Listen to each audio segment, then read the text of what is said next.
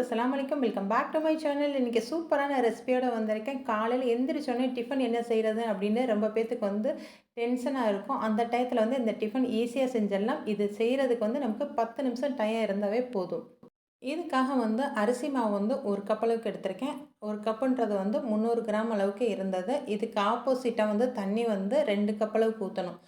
நீங்கள் எந்த கப்பில் அரிசி மாவு எடுக்கிறீங்களோ அந்த கப்பில் 2 கப்பு தண்ணி ஊற்றிக்கங்க. ஊற்றிட்டு நல்லா மிக்ஸி ஜாரில் போட்டு அரைச்சிட்டு ஒரு மிக்சிங் பவுலுக்கு நம்ம சேர்த்துடலாம். இப்போ சேர்த்தது நமக்கு தண்ணியாக தான் இருக்கணும், ரொம்ப கெட்டியாக இருக்கக்கூடாது. அதனால் தண்ணி நமக்கு தேவையான அளவுக்கு ஊற்றிக்கலாம். நம்ம நீர் தோசைலாம் ஊற்றுவோம் பார்த்திங்களா, அந்த அளவுக்கு பதம் இருக்கணும். இப்போ இதுக்கு தேவையான அளவுக்கு நம்ம கொஞ்சமாக உப்பு சேர்த்துக்கோங்க. ரொம்ப அதிகமாக சேர்த்துற வேணாம். உப்பு சேர்த்ததுக்கப்புறம் ஒரு பெரிய வெங்காயத்தை எடுத்து அதை குட்டி குட்டியாக கட் பண்ணி வச்சுருக்கேன். அதையும் சேர்த்துட்டு 2 கேரட்டை தோல் சீவிட்டு நல்லா துருவி வச்சுருக்கேன். அதையும் சேர்த்துக்கலாம்.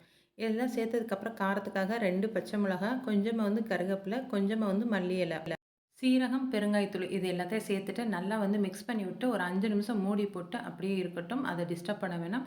அதுக்கப்புறம் தோசைக்கல் அடுப்பில் வச்சுருக்கேன். இதை நல்லா தண்ணி ஊற்றி தெளித்து விட்டுட்டு ரவை தோசை நம்ம ஊற்றுவோம் பார்த்திங்களா, அந்த மாதிரி கேப் இல்லாமல் ஃபுல்லாத்தையும் ஃபில் பண்ணிடுங்க.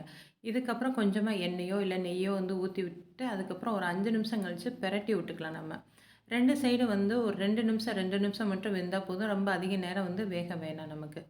இப்போ பாருங்கள், சூப்பராக நல்லா மொறு மொருண்டு நல்ல பேப்பர் மாதிரி இருக்குது. அழகாக ரெடி ஆயிடுச்சு நம்மளுடைய இன்ஸ்டன்ட் தோசை.